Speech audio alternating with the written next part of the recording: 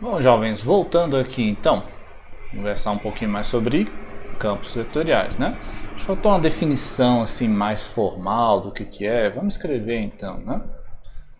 Aqui, ó, só para a gente ficar mais tranquilo. Definição. Então, eu vou pegar um ponto num espaço que tenha várias dimensões e aí eu vou calcular a imagem. Dizemos que f, aí eu vou botar assim, de Rn pro Rn, né? É um, acho que dizemos que f, eu vou botar seja f isso aqui uma função, né? Aí fica melhor. Deixa eu apagar aqui isso tudo.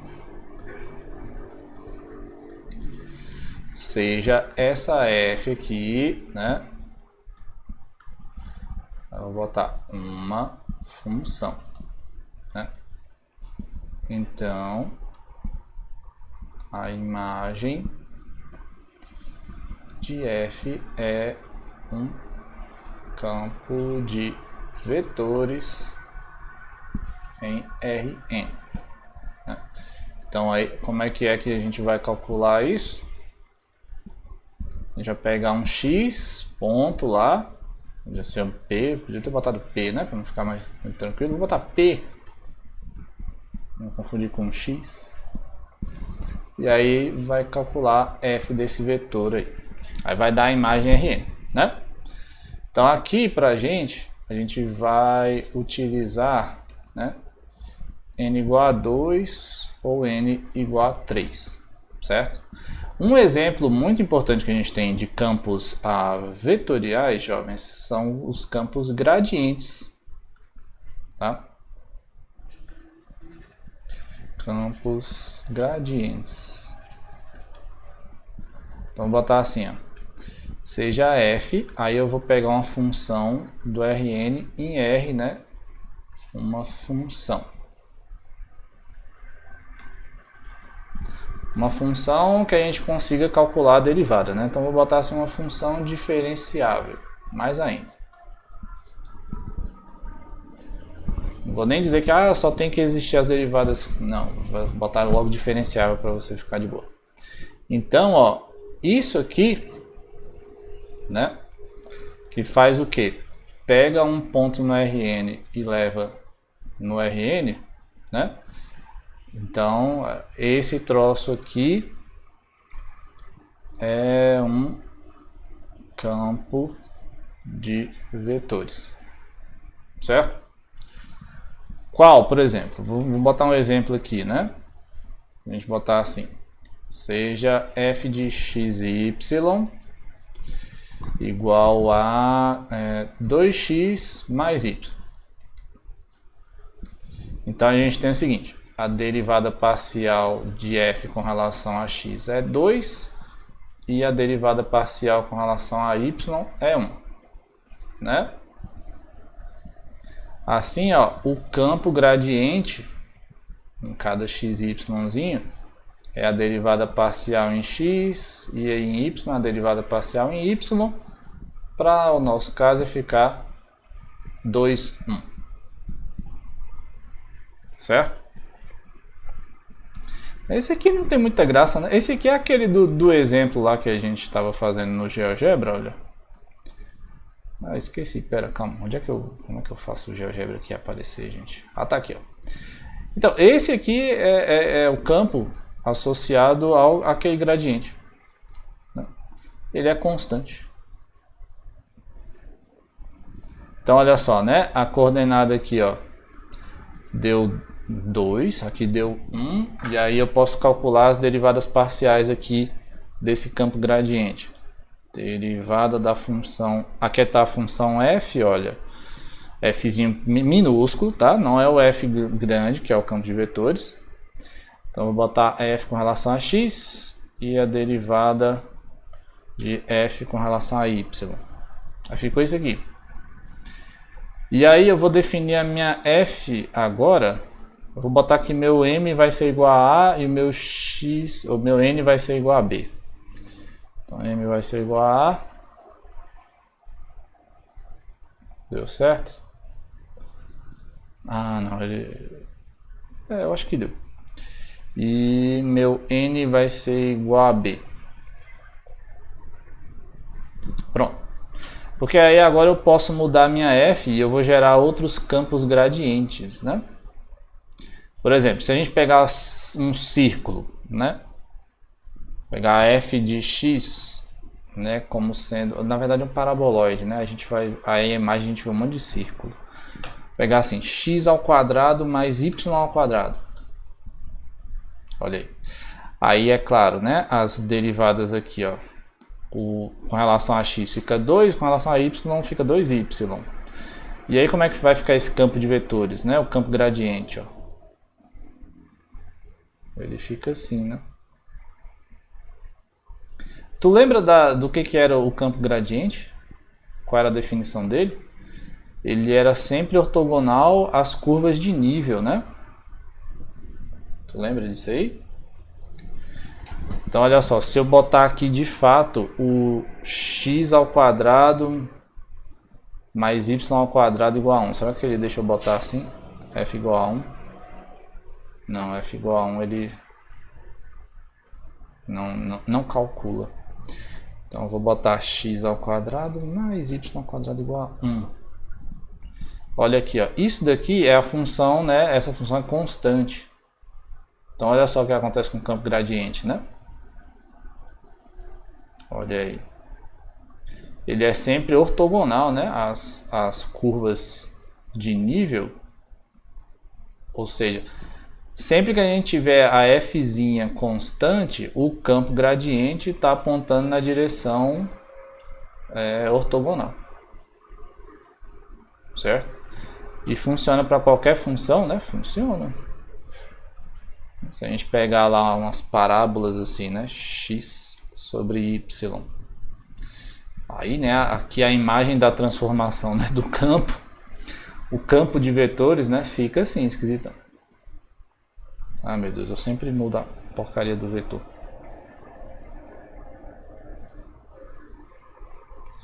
Mas olha só, o que seria uma curva de nível, né? Uma curva de nível seria exatamente onde x sobre y fosse constante.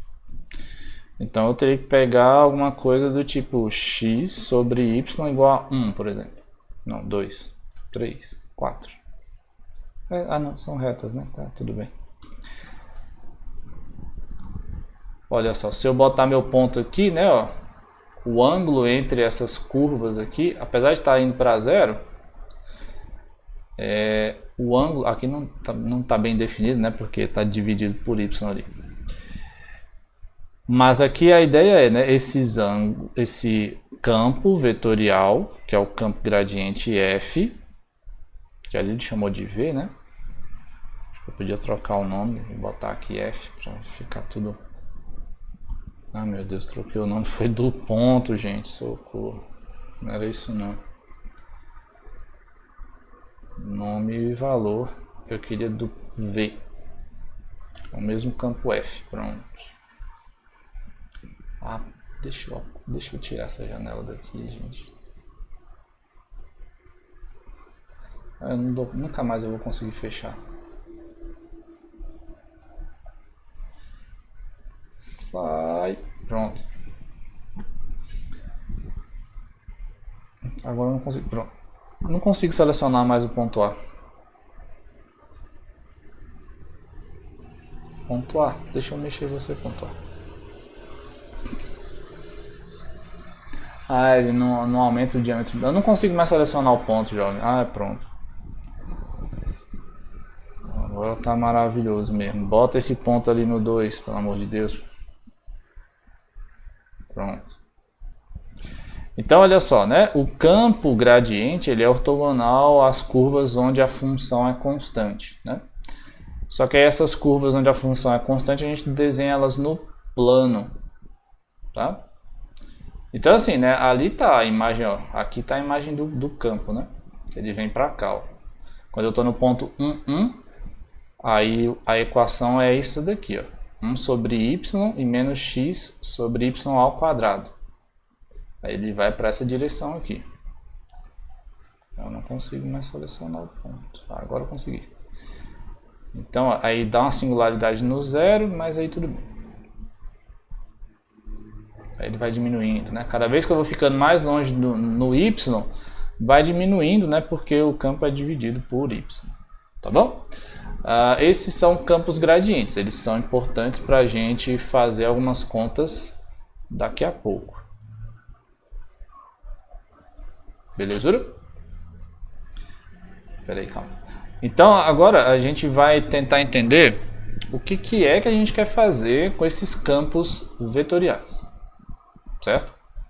Então eu vou começar uma outra página aqui para que a gente tenha de fato, né, o que a gente vai fazer. Então eu vou botar aqui, ó, integrais de linha, né, desses campos vetoriais. Então a baderna vai ser mais ou menos o seguinte, olha. Então eu vou precisar, né, de uma curva, porque eu estou fazendo uma integral de linha, e eu vou ter um monte de vetores lá. Então, basicamente é assim, eu vou ter meu desenho da curva alfa. Eu vou pegar aqui R, tá? Eu vou usar R, não vou usar alfa. Parametrização, a curva parametrizada. E aí, em cima dessa curva, eu vou definir um campo vetorial. F.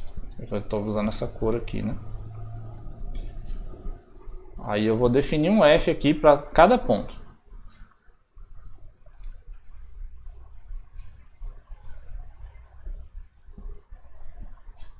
Tá vindo aqui, tá vindo ali, tá vindo ali, e por aí vai. Isso aqui é meu F. Aí a pergunta é, como é que eu faço agora para integrar uma função que está definida, né, a cada ponto? E ela está definida em termos de x e y.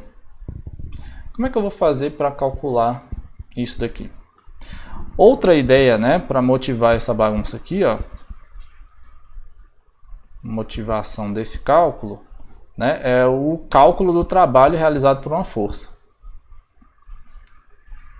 Cálculo do trabalho realizado por uma força ao longo de um caminho, né?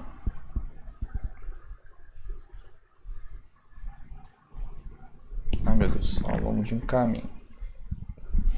O que é que a gente fazia lá no ensino médio? No ensino médio, você pegava o caminho reto, né? E aí, suponha que esse campo F agora aqui, ele é de fato uma força, que ela está mudando ao longo dessa trajetória. Se eu estou nessa trajetória aqui, como é que eu vou medir o trabalho realizado por essa força, né, definida nessa trajetória? O que era o trabalho? Do ensino médio, a gente tinha o seguinte: o trabalho, eu vou usar essa letra tal, né, era o produto da força, vou deixar a mesma força ali, vezes a distância, né? Mas então, olha, para a gente aqui agora, o que a gente vai fazer? Olha, isso aqui, esse F, é o nosso campo de vetores. E essa distância, como é que a gente vai medir essa distância aqui, né? Essa distância vai ser a distância ao longo da curva, né? Distância ao longo da curva. Qual é o problema? Cara, o F agora ele está mudando em tudo quanto é lugar.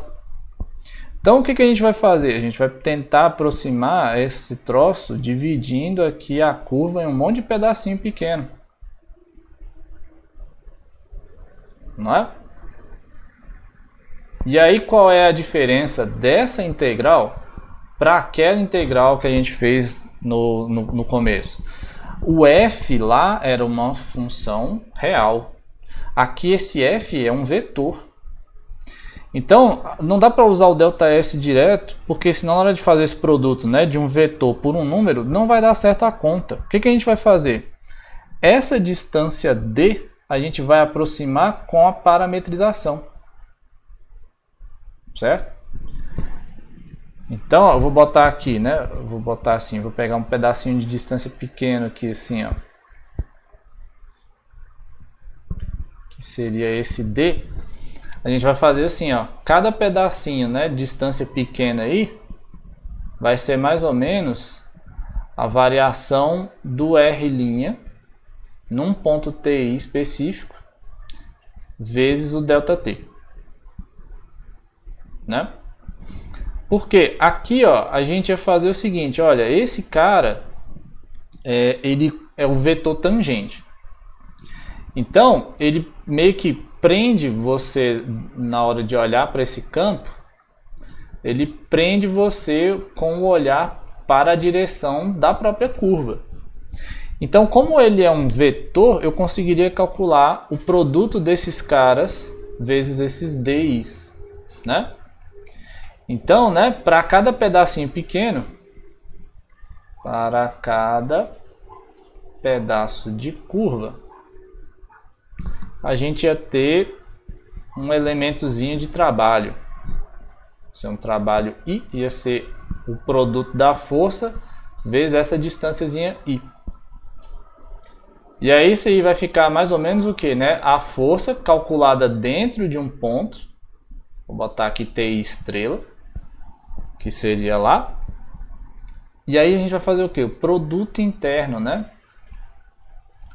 Desse TI, aí eu posso botar no TI estrela também, vezes ΔT. Certo? Porque aí a gente vê qual é a projeção da força no sentido da curva, que era o que a gente fazia aqui, ó. Esse produto lá no ensino médio, na verdade, era o produto interno.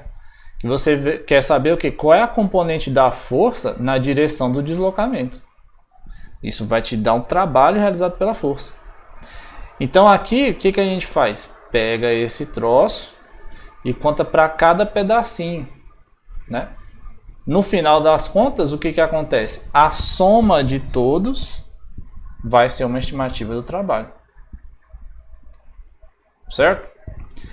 Então, né, tem essa estimativa aqui, que é o do trabalho, mas a gente pode ficar com um caso mais geral. Se eu tenho uma parametrização e tenho um campo de vetores, como que eu faço para calcular a integral desse campo, né, ao longo, né, desse troço? A palavra que é importante aqui é ao longo da coisa.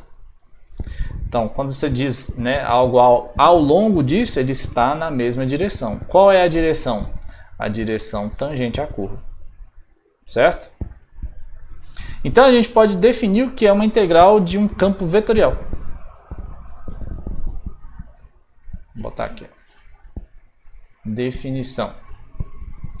Então, seja F, aí do R2 ou 3 para R2 ou 3, né? Um campo de vetores. Oh, meu Deus. Um campo de vetores e considere a curva C parametrizada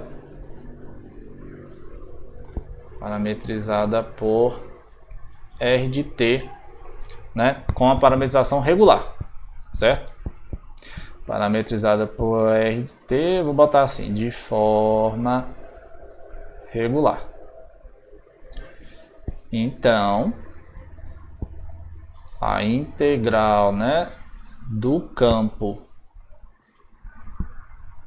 F ao longo da curva C é definida por... Ah, gente, acabou o negócio aqui, né? Poxa vida. Então, eu vou botar isso aqui.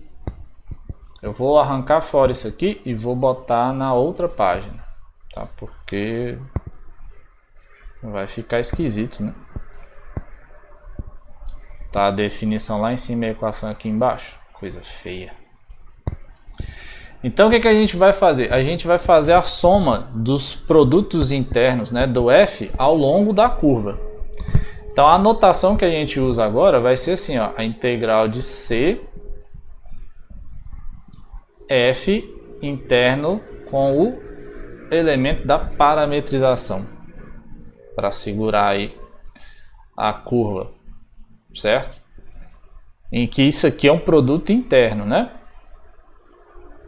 Tá certo? Então a gente vai precisar do que, né? A gente vai precisar da curva inteira, da função, que é o campo de vetores, e nós vamos parametrizar com uma R e fazer o produto interno da diferencial dessa coisa, né, com o campo vetorial. Então, essa notação aqui, isso aqui é vou até anotar aqui para, né, não deixar dúvidas. Isso aqui é um produto interno, tá? E o que é esse tal desse DR? Eu vou anotar aqui. Onde esse DR vai ser o que? O R' dt, certo? Esse dr é um elemento vetorial, certo? É um vetor, tá? Porque ele é o R' vezes o dt, tá bom? Então, né, para calcular essas coisas, então, para calcular uma integral desse tipo, uma integral deste tipo, devemos fazer o seguinte: devemos escrever, né, a integral de C vezes o dr vai ser a integral usando a parametrização, né? Vou botar aqui de um T0 até um TF, aí do F do R de T, produto interno com R' de T dt, certo?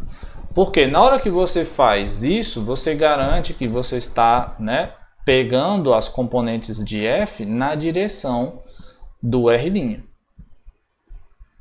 Certo? Aí você pensa, Bruce, eu não tô entendendo, cara, que é isso aí, não, pelo amor de Deus. Vamos fazer uma aqui, né, só para no GeoGebra, só para visualizar o que é essa conta, certo? Cadê? Onde é que eu boto aqui o GeoGebra, gente? Meu Deus, toda hora eu me perco. Então, assim, faz de conta que eu tenho esse campo de vetores aí definido ali. Eu vou definir aquele mais tranquilão, tá?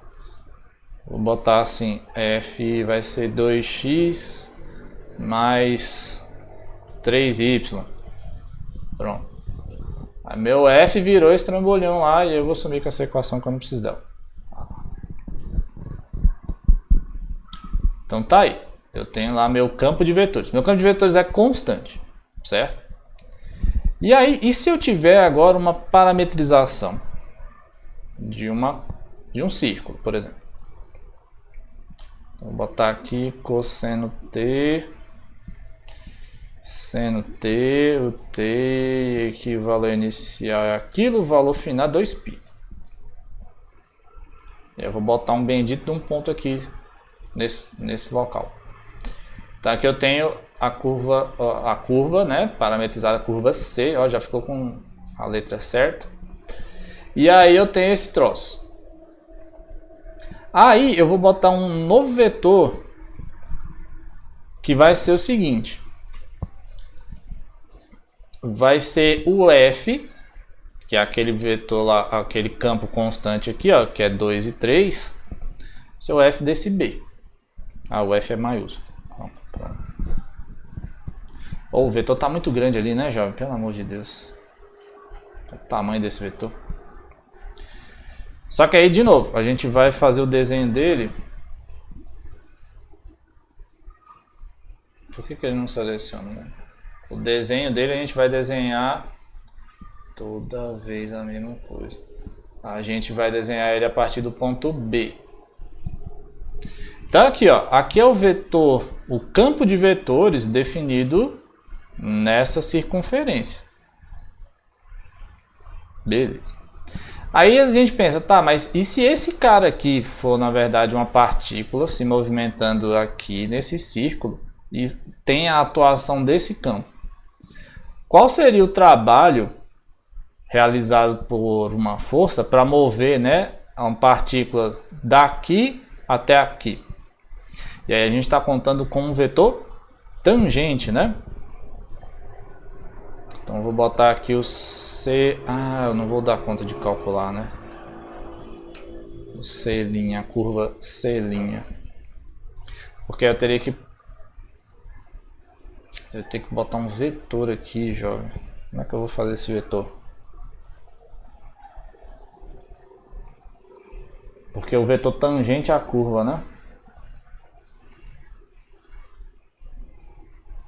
Eu precisava pegar a direção tangente, cara. Agora eu não vou conseguir fazer aqui. Eu pensei que ia dar certo, mas a curva é uma coisa, o ponto está definido de outra forma, o vetor tangente eu não vou conseguir definir, amarrar ele no ponto T aqui. Então eu vou ter que trocar esse B. Então eu vou definir um parâmetro aqui de novo. Vou trocar esse B. Esse B vai ser igual ao C desse T0 que eu acabei de botar ali.